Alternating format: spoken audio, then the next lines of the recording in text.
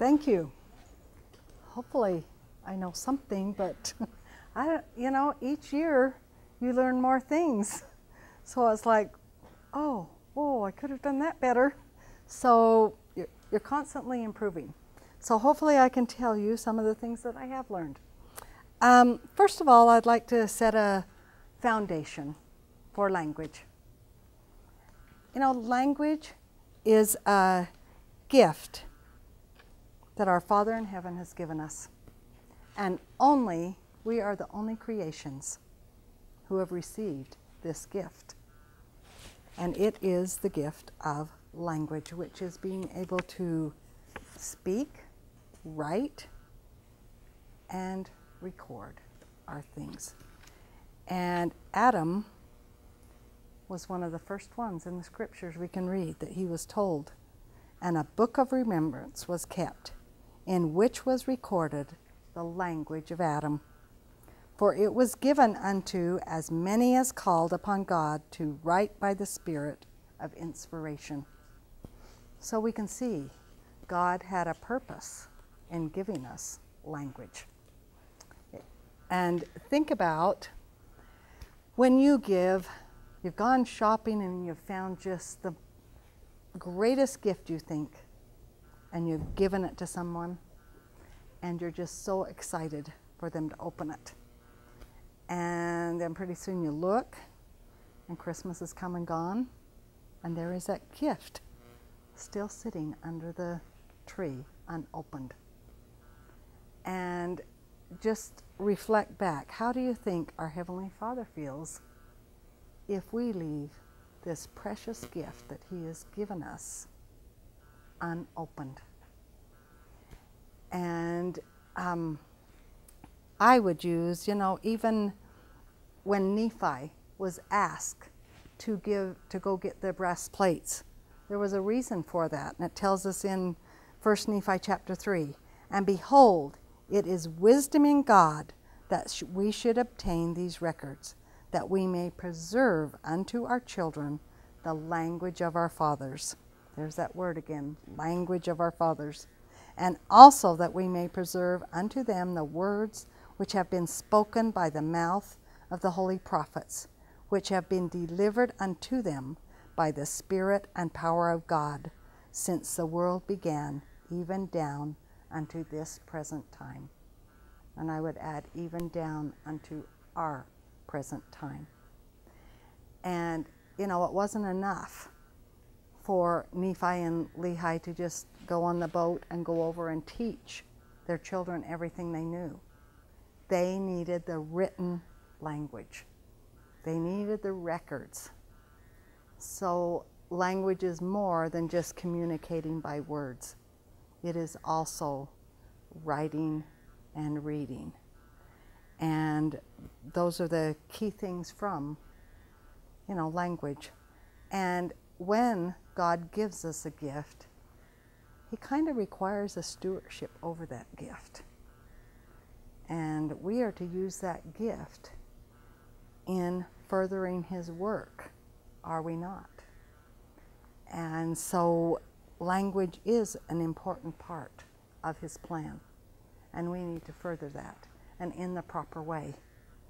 And as I teach my kindergarten children this, I have a favorite little story that I teach them, and it's out of the October 1978 Children's Friend, and it's called The Sharpest Thing in the World. And it's just a little story about two sisters who are going to bed, and the one sister's tired, she wants to go to sleep, the other sister's laying in bed just chit-chatting, and she finally goes, "What do you think the sharpest thing in the world is?" And her sister's going, "I don't know." And she goes, "Oh, I think it's Mom's scissors that she has in the kitchen. Or how about Dad's nails out in the garage? Oh, I know what it is. It's a horse bite.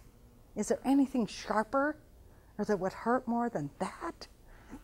And, "Oh no, but how about Grandpa's great big long sword? That's gotta be the sharpest thing in the world." Well, by now, the other sister is going crazy. And she's saying, "Bethany, would you just be quiet? I'm going to tell Mom and Dad. I hate sharing rooms with you. I wish, would you just go to sleep? And pretty soon, she quit talking. And pretty soon, she could kind of hear a little sobbing. And Bethany walked over and she says, "Oh, Melanie, what's wrong?" And Melanie goes, "I know what the sharpest thing in the world is. Words." And she goes, "Oh, I'm so sorry, Melanie. I love you. I didn't mean it." And pretty soon they were both kind of giggling to each other. And she says, "I know what the softest thing in the world is. Words." And this is the same with our language. We need to be good stewards over it. We need to use our language and our communication in the way God meant it to be used. And so this course is on how to teach reading to a child. And to teach reading, Noah Webster said there were 2 ways to teach reading. You can teach reading by, and this is to beginning readers, you can teach it by sounds, or you can teach it by meaning. Now, by sounds means you are taking the sounds the alphabet or letters make and being able to read those. Meaning means you are taking like letters together or the symbols and you have put meaning to them. Does that make sense, the difference between those? For instance, I've seen children pick up a book, and so the sentence says, the cat sat on the mouse. Well, you know it doesn't say mouse because it says rat. But he looked at the picture and he saw the mouse in his mind. And even though he is seeing R-A-T, rat, he's made up his mind that that says mouse. And that is because he is doing it through meaning. He's looking at the pictures, he's getting context clues, and he's putting that in. And a lot of times, reading can be mixed. We use, I teach phonetics because I teach the sounds, but I also require my students to memorize sight words. That would be a mixing of the two things. And I would like today, through my experience, teach you some methods. And my experience is with rigs. I don't know how many of you are familiar with that program. Spalding, have any of you ever heard of Spalding? They are, rigs came from Spalding. But through this program, it is a pure phonetic program. And you are giving your children all of the tools that they need to be able to decode their language. And sometimes we get in a hurry and want to throw that meaning stuff in there before they have all the tools. And that reminds me of a story that I once heard of an old Indian. And he lived on the reservation. And one day he went into town. And he saw a car. And he thought, whoa, I want one of those. That is the coolest thing I have ever seen. And so he went back and he worked hard, he saved his money till he had enough that he could go buy that car that he wanted. And they even delivered it to him at the reservation. And he was so excited. The next day he got in his car. He took his car to town and he was sitting in there just basking in the leather seats, had his hand up on the wheel, waving at people as he went down the street. He was just so excited. The only problem was the horses that were pulling his car couldn't go fast enough as the other cars were going. And that I would like to compare a little bit to what was the problem? He didn't have all the tools or the knowledge he needed to drive that car. And so he was trying to do the best he could do, but he didn't have all the information he needed to drive that car. And sometimes we expect our children to read without giving them all the information that they need. So, our beginning step is first to,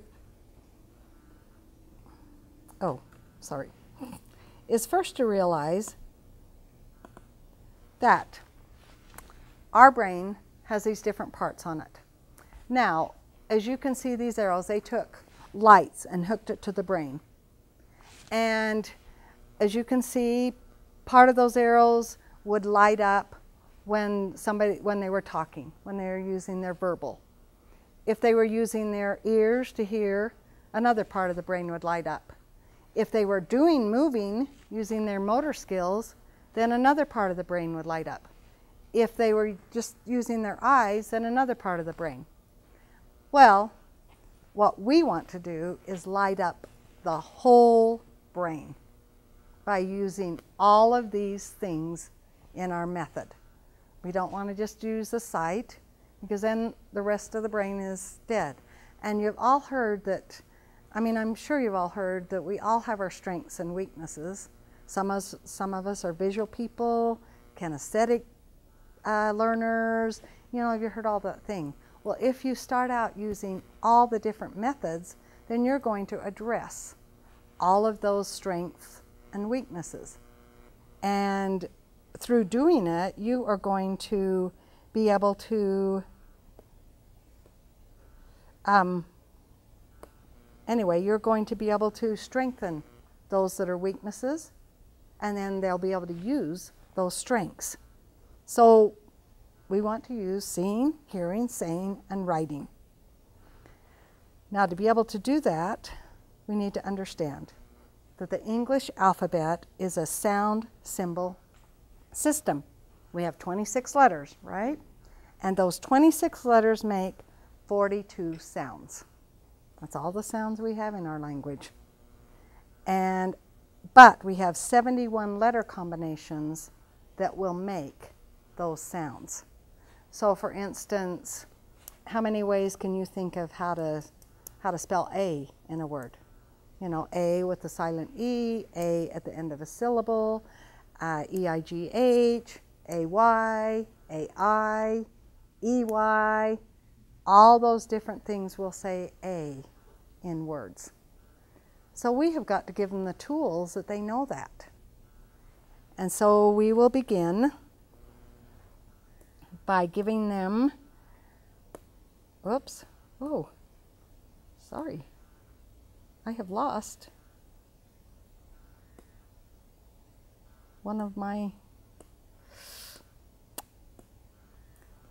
I'll just have to tell it because I've lost one of my little things. We teach these, we call them the phonograms. We teach them without pictures. We teach them without keywords, like A is for apple, Z is for zebra. We don't teach that. And we teach them in isolation, without all those clues. And we do not teach them with their letter names. And the reason for that is, other than our vowels, which say their names, do you use the names when you're reading a word? We don't, do we?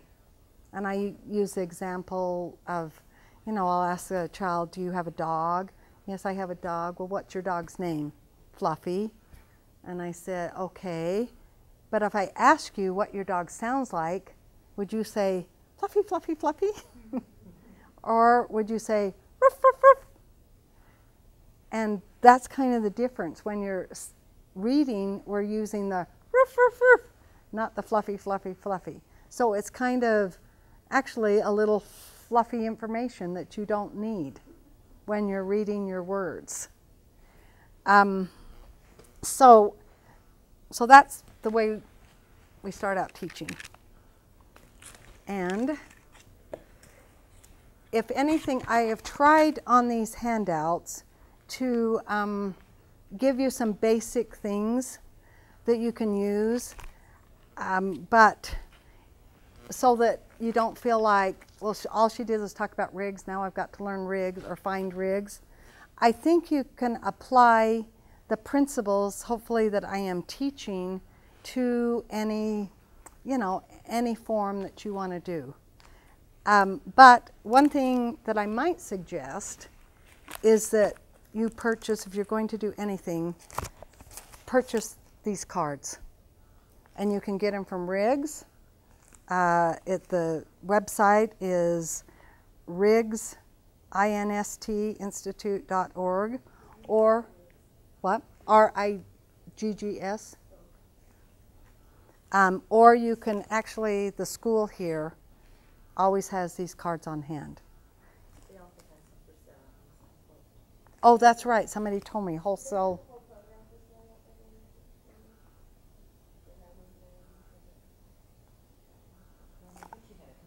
I don't know. She probably had it all. Anyway, the advantage of these is it's got a lot of the letter formation and a lot of the rules on the back. The thing you would want from the program too, and you could probably get on the website to see if they have their 47 rules. Because a lot of people say the English language, you know, it doesn't make sense because there's always exceptions to the rules. That isn't necessarily true. The exception is we don't know the rules. That is the exception. And I have learned many things that I didn't know. And I'm going, oh, well, that's cool. I wish I would have known that before. But anyway, so the other thing we need to make sure, I'm going to demonstrate so that you can see how we use all of our senses on this. So I'm going to, that's probably how I lost it, huh? Xing it out. Okay, this is our paper. And if you'll notice, it looks a little large here, but if you'll notice, this paper is not the big kindergarten paper that you usually see in stores, that they say this is the kindergarten paper. And children can write on small paper. This would probably be second grade paper if you were looking for it at a store. And I know they sell it over at Utah, Idaho, that size paper. And the reason they do the smaller is because if you're asking a child to do it on the larger line paper, you're asking them to draw the letters, not write the letters. I mean, think about when you have to do a poster. I mean, think about how it is when you're doing it. Are you freely writing that poster, or are you drawing it? And so we're asking, and some people say, well, a child can't write that small. But have you ever observed children when they're doing their own little, you know, writing? What size is it? Little teeny little scribble circles, right? So they have the coordination to do it. They just need to be trained how to do it. So let me just sit down here. So let's kind of pretend that I am teaching you. So I'm just going to learn do the sounds, and we are going to use all our senses. So when I say something, you repeat it, okay? Today we're going to learn a, ah. What are we going to learn? A, ah. To write an a, ah, I put my pencil on the 2, I round up to the dotted line, past the 10, to the 8, resting on the baseline, back to the 2, pull a straight line down. What is that? Okay, now you noticed I said 2, 4, 10, 8. Those are what we call the key points.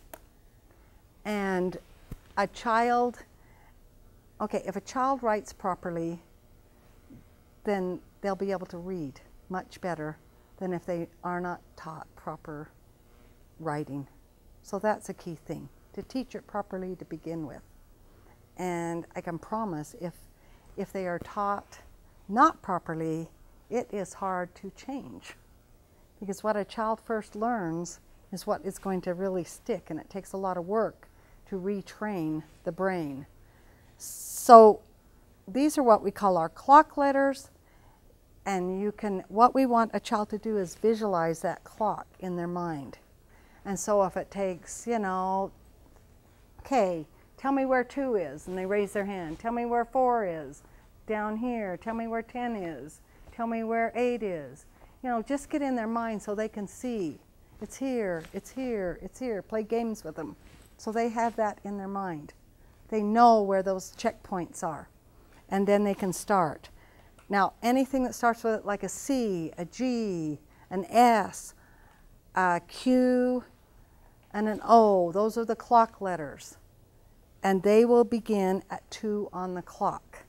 Now, I'm going to point out now a real thing where you will see the difference.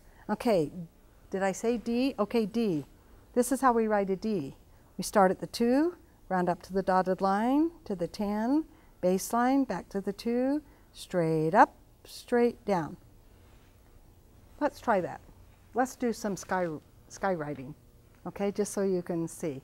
Because the hardest thing for children is to get them to talk, get them to repeat. They're good listeners, but they don't want to talk. Okay, so put your pencil on the 2. Tell me, what did you do? Round to the 10. Past the 8, to the baseline, up to the 4, back to the 2, straight up, straight down to the baseline. Okay, so did you see we used all our things? Okay, B is a line letter. It begins with a line. Put your pencil just below the top baseline. Straight line down, back up to the 10, around to the 2, 4, back to the 8. D.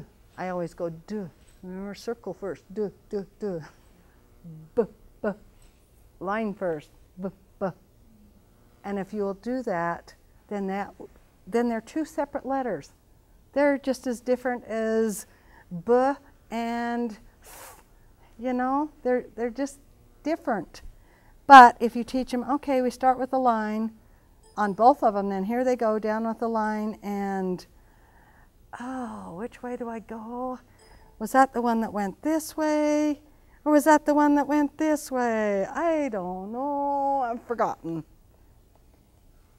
So that's one big plug in teaching the correct way to write the letters. So you teach them how to write the letters, and after they learn how to write the letters or the sounds, they had that all down, and each day you would give them a little quiz on the ones that you had already taught. So they get their paper out and you say, please write an a-ah. Then they have to write it. And please write a ks. They have to write it. Now can you see it's different? They have to have it in their brain. They have to dig it out of their brain. It's a little different than when you've got the clue here. Okay, write a ks, or a-ah, sorry. They've got a clue here.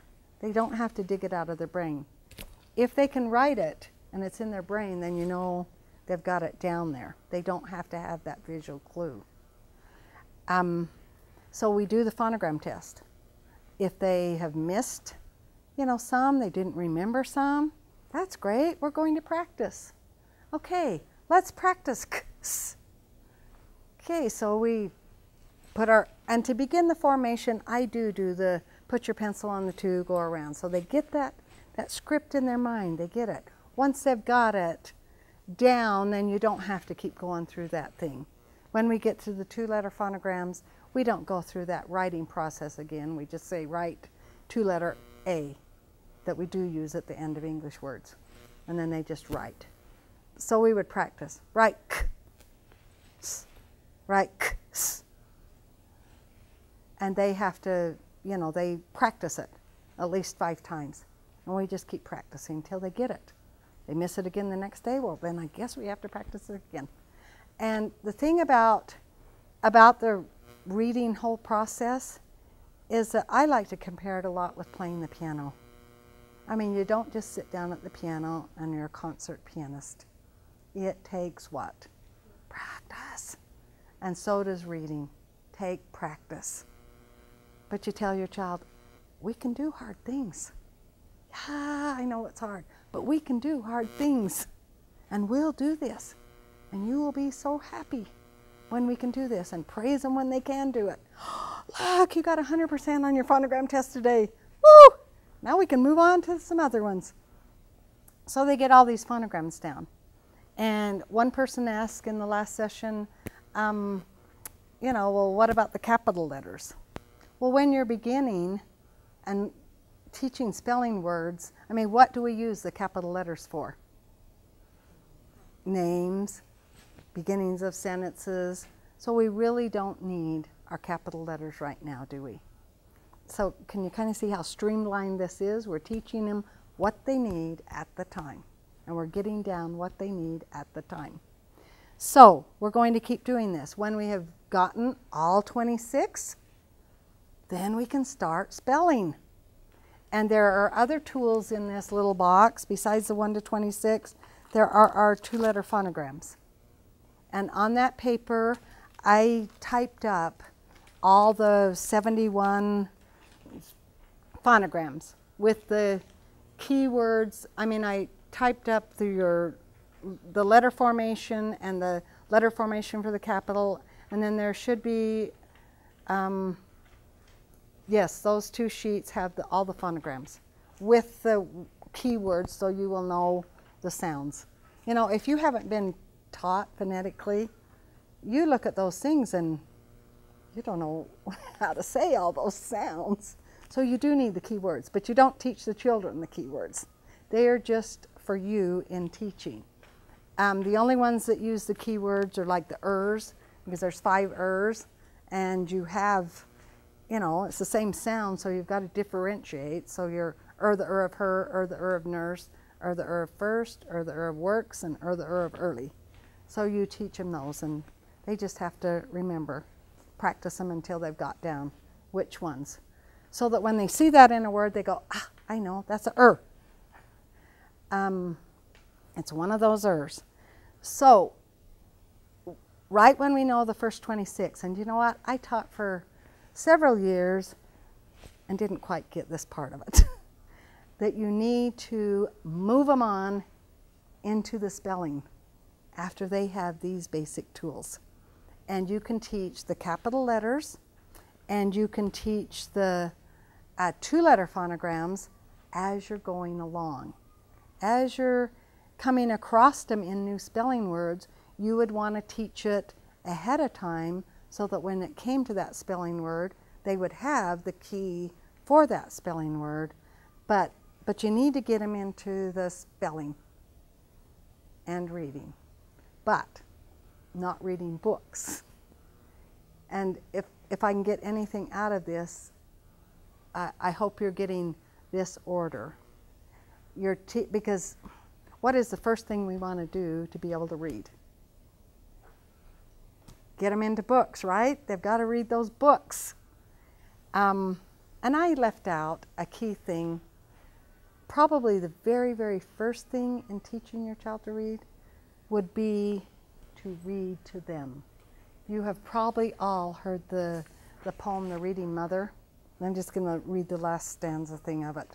You may have tangible wealth untold, caskets of jewels and coffers of gold. Richer than I you can never be. I had a mother who read to me. And what advantage you're giving your child by reading to them. You're increasing their vocabulary. You are having them hear what fluent reading sounds like.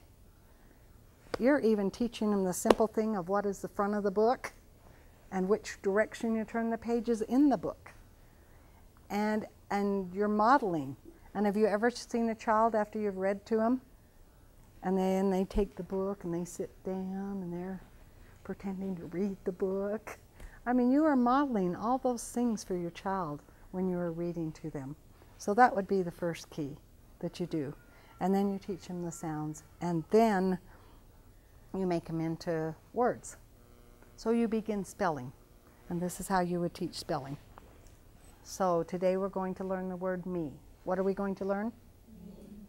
And you would have a paper and pencil, okay? So just pretend. What's the first sound I hear in me? Write it. What's the next sound I hear in me? Use e. You would write it because we may have learned more ways of saying e. Okay, now you're going to tell me. What's the first sound you hear in me? Next sound you hear in me? E. You would just say e because you just hear e. You don't hear e, you just hear e. Okay? Me. Why did I say me instead of meh? Oh, I have a rule. This is my rule. Vowels A, E, O, U usually say A, E, O, U at the end of a syllable. A syllable, put your hand under your chin, is when your chin drops. Say me. How many times did your chin drop? One. So you know there are one syllable in me. Say paper. How many syllables? Two. But what was the first syllable? Pay. So does the rule apply to that? The same rule applies to that. Okay, so you teach these rules along with it. And I wouldn't be surprised if these rules are on Rig's website. So go see. Is this all like what you're teaching us? Is it all included in this? It is, Okay. but to be honest, I would probably go to a class before I purchase the thing, because you would probably gain a lot more from an instructor and a class doing it just like this than you would trying to shovel through the reading. And you know, it's like a picture's worth 1,000 words. Right. Okay. But I'm hoping, I mean, if you had the rule things, you could take what I'm telling you and be able to do it. So we are at we have spelling words now, and we are going to practice those. Let's sound this out. E. Let's sound it out quicker. Me. What is this word? Me. And we would practice it. Then we would learn another one. Then we would practice reading those words. Every day we would practice reading those words. And that is a key too. Practice reading. And after a while, if you've practiced reading those words, then they become their sight words. But before they have become their sight words, they have decoded them, they know the rules behind them, they have all the tools to knowing how to read that word. But we do have to have all our, our words become sight words. I mean, as readers now, we're not sounding out words. They're sight words. And so we do want children to gain sight words, and this is how they gain them. Okay, after they get enough words, and probably at this point, while we're learning, we're also doing the capitals. So at this point, then we're going to start sentences. And we're going to use these spelling words to create sentences. And, you can make these into flashcards, and they can take them there and I say, okay, make a sentence. You describe what a sentence is. So you're teaching grammar too to a child. What is a sentence? It's words that make an idea, that tell us something. It could be words that ask us a question. So we're taking those words and putting them into sentences. And it's fun for a child to put them into sentences. And then what are they doing with the sentences? They're reading. They're reading their own writing. So they are not only, they have the tools to compose their own writing. They don't need a book to read. They're reading their own writing. And then you can dictate sentences to them. Write, the cat can go. You know, the cat can go. Oh, what do you need at the end? What does every sentence start with? Capital letter. So you're teaching all those skills. Will you go with me? What kind of sentence is that? And then you talk about questions. How the voice goes up when you read questions. How you need that question mark. And then you look out. Oh, if I were reading that, what clue could I give so that the reader would know how to say, look out, instead of just look out? I would use an explanation point. That's what that's called. And when a reader sees that, they know they say that sentence with expression. So you're teaching all these things to a child before they've even picked up a book. And then after that, they really don't have to pick up those, you know, the little phonic readers, because they're beyond that. But remember the thing, they first have to learn the spelling words, they next have to make them their sight words by practice reading, going up and down those words. And that's sometimes where the breakdown is.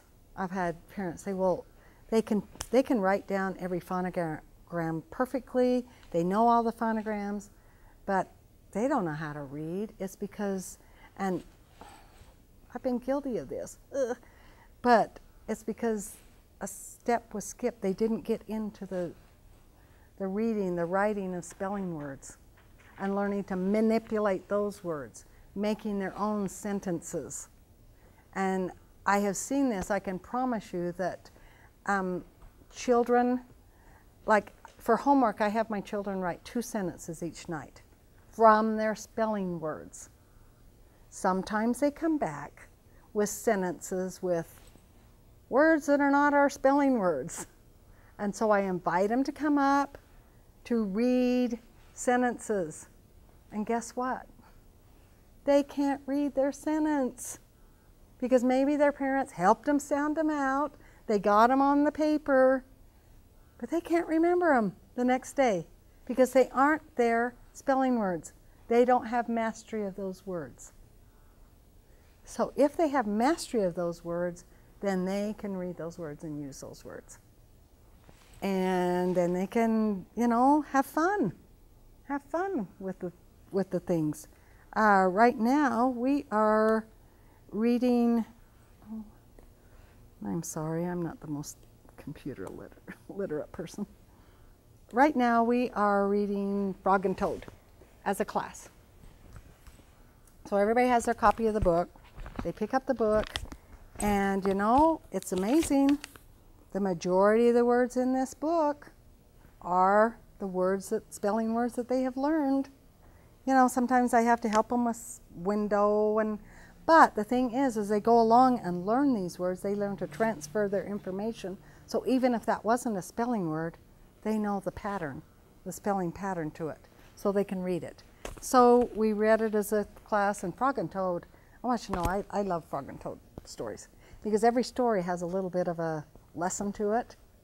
And so we read the one about the kite, and the robins were laughing at the, how much time do I have? The robins were laughing at the, you know, Toad because he was out running with his kite and saying things like, oh, that's junk, you need to go throw it away, you need to go home. And then he'd go back to Frog, this is junk, we need to throw it away. And Frog would say, no, try it once more, jump high this time. And, you know, so he did it 4 different times. So finally on the 4th time, the kite went way up in the sky, and even the robins couldn't get as high as the kite. And so we talk about, so how did the kite fly? Well, he kept trying. And so we talk about it. So we wrote this little story, so then they can go to paragraphs. So the kite. Frog and Toad went out to fly a kite.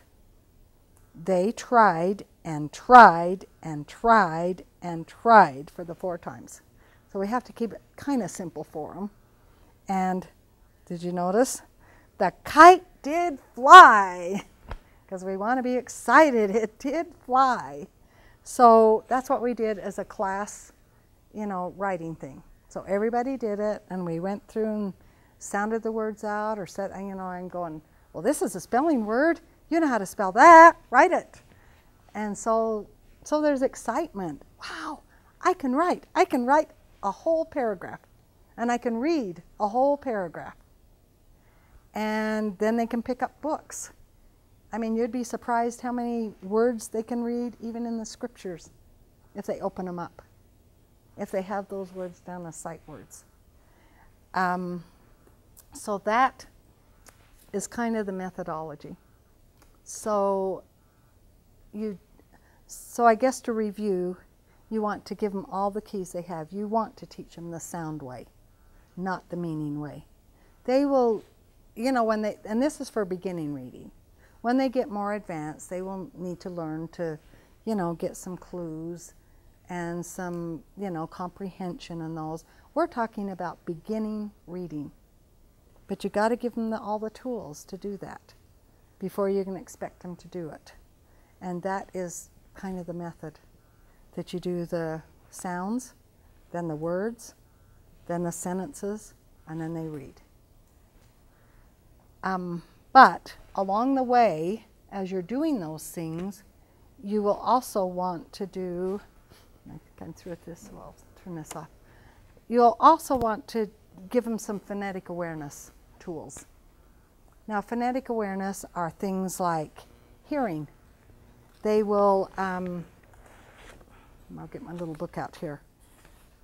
If any of you are interested, there is, I have done a course on this for the school that you can sign up for, and I don't think it's dreadfully expensive, that will go through all these things. The only thing that I would say that I have learned since then is on that course I did teach all the small, the capital, the things before I got into the spelling. I would that and just go from like I told you. And it's a computer thing that you can go, from frame to frame, do it how you want it. But sounds. A child has to hear beginning sound, ending sound, middle sounds, and distinguish between them. So you can do games like, that Bop It. That's a great one for hearing sounds and what you do. Simon Says. You can identify sounds with sound containers. Put rice, beans, oatmeal in 2 containers, and which ones match, and just different things to train their mind to hear the different sounds. So that would be clapping rhythms, because words have rhythms to them. Rhyming.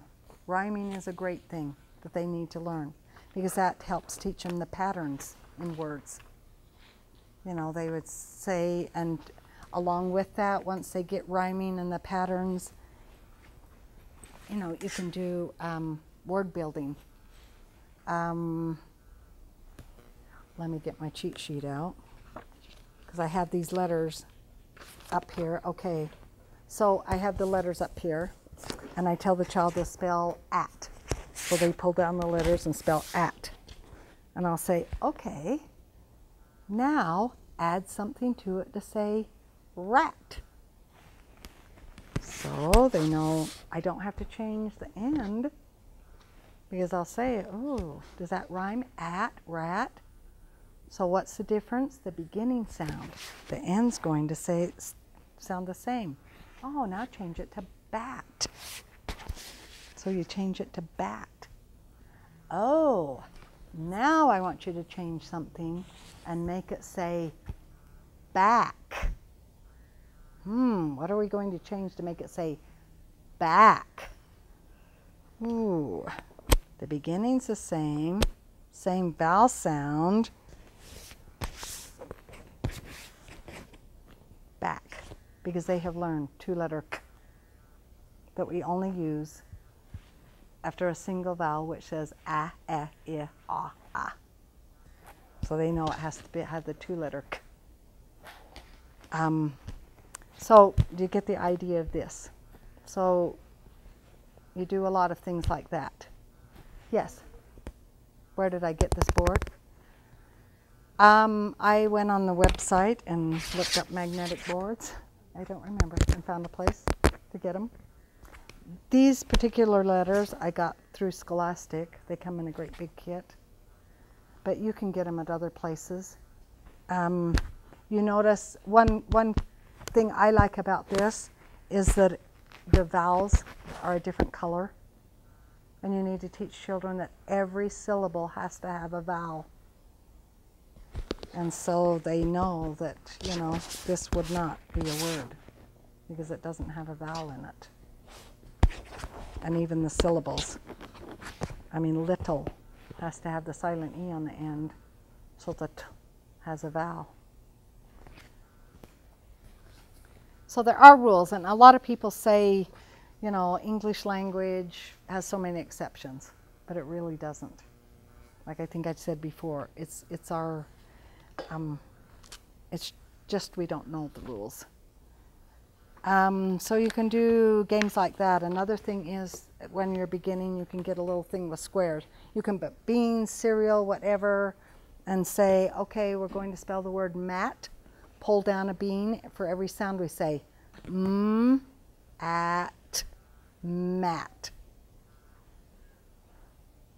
And then you can teach, like if you taught day, de, a, they would only bring one bean down because a, even though it has a AY, how many sounds does it have?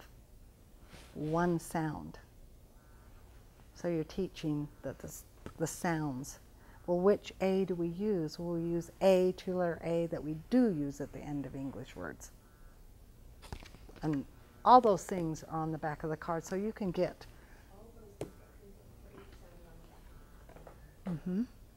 So, like I said, you can get a lot from those cards, and even a lot from what I typed up for you. That's what I'm saying. If you just take the principles of these, you know, you can create your own, as long as you're remembering, like those principles I said. Teach the sounds, the words, the sentences, and then the reading. Then you start again. The thing is, I mean, I have a lot of students that come in and their parents say, well, my child already knows how to read. Why are you going back to the beginning? You know, he already knows how to read. And I'm going, yes, but he was probably a great memorizer.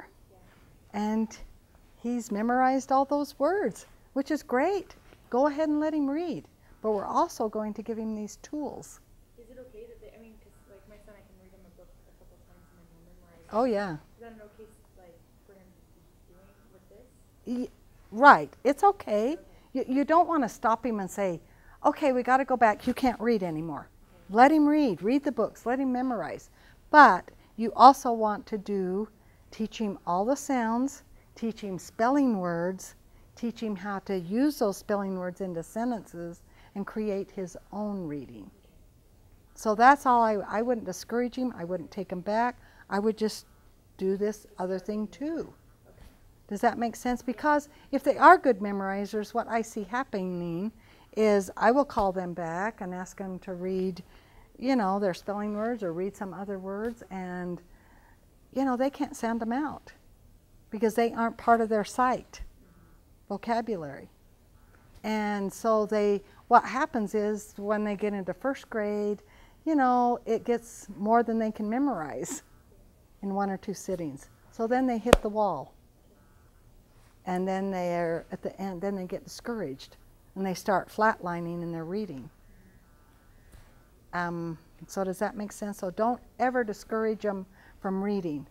Don't ever say we've got to go back and try it again. Just say, we have this other method. Let's try it, and it's really fun. Yes? My daughter, she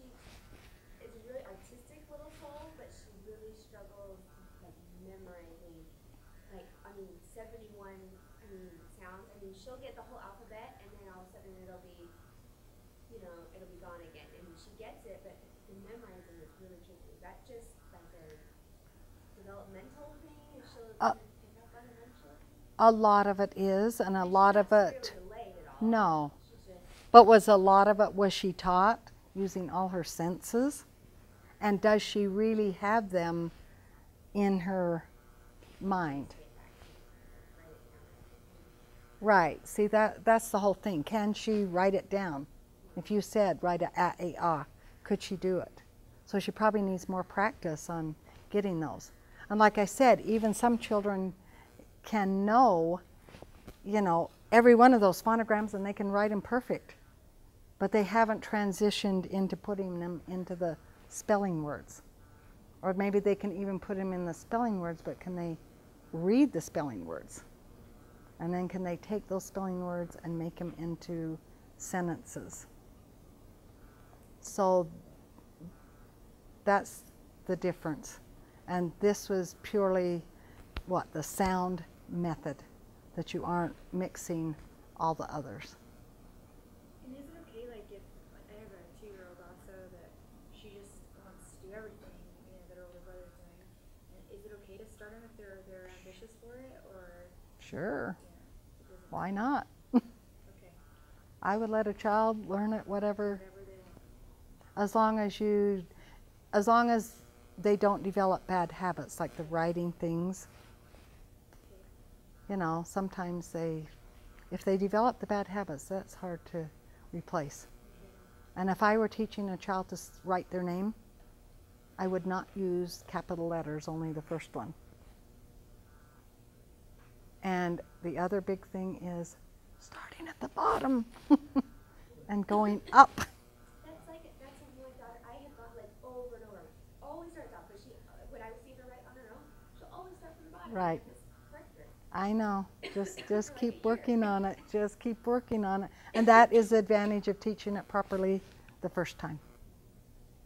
Are there any other questions or? Yes. I had a question about the curriculum that you wrote. Oh, uh-huh. So is it all online, Mhm. or can you buy hard copies of it? It's all online. You get, the lessons are online. What they are is my hand Oh. teaching, Oh. you know, writing on the paper, teaching it with the script, but they're doing it on the paper and they're doing it on their paper. And then you get this little book with it that is kind of a day by day, and then it has the ideas of the phonemic, has several ideas of phonemic things. And it also has the spelling words that we do. You know, the spelling words, most of the spelling words on here are what you may have heard of, the Dolch list, or the most frequently used words. These are the words, and those are the words you want to teach, because those are the words that are going to be found in most books. So you want to give them the tools that they can pick up any book and find. And it is so exciting to them when they can, oh, I know that word, oh, I know that word. Yes. Oh, did you raise your hand? Yeah. So that's on the distance education program and not the latter-day learning. Is that right? It's on the original distance ed. right. It isn't on the family school. It's not with the family school. Incorporated with the family school. No, it is a separate thing. Do you know very much about handwriting without tears and how? I don't. Okay. That's just Do you something wanna- we're using, and I like already, so I'm just wondering if I can use that with the rest. Well, you probably can. You can probably incorporate, you know, do you think you could incorporate some of these principles into that? Yeah. Just adjust that part where you're teaching the way to write the letter with what handwriting without tears teaches. I was just curious if you had known. No, I've heard the name, but no, I don't know. How much is that? This course, do you know what? I don't know for sure. Okay. But I think it's, I don't know, $30? Is that just a reading program, or is that kindergarten? No, this is just the reading, just the reading. I don't think it's more than $30. Program, they are pretty fluent. This is what we do in kindergarten. In So they would be able to, like I say, pretty much read this. You know, a lot of children go forward and are able to, there's different rates that children learn. And a lot of them go forward and, you know, can, adapt the different patterns of spelling and everything so they can read a lot more words. Let me ask one more question about the online curriculum. So do you have literature, history, you have all those things that you do in your kindergarten? Is that all online? Hopefully by the end of the summer. I've got history pretty much done. Oh, so it's coming forward and it's wonderful. Right. What she teaches is so. Oh, she has been in my class. Oh, okay. I had to set it up kindergarten one year because it was so wonderful. The advantage of its American heritage teaching and the advantage of the history is that it's a Christian history timeline. So everything is his story, Christ's story, from the beginning to the, you know, his second coming, and everything that happened goes along that timeline. Yeah, yeah, Columbus, there was a reason Columbus came. There was a reason the Pilgrims came. We had to have a continent where the gospel could be restored. It all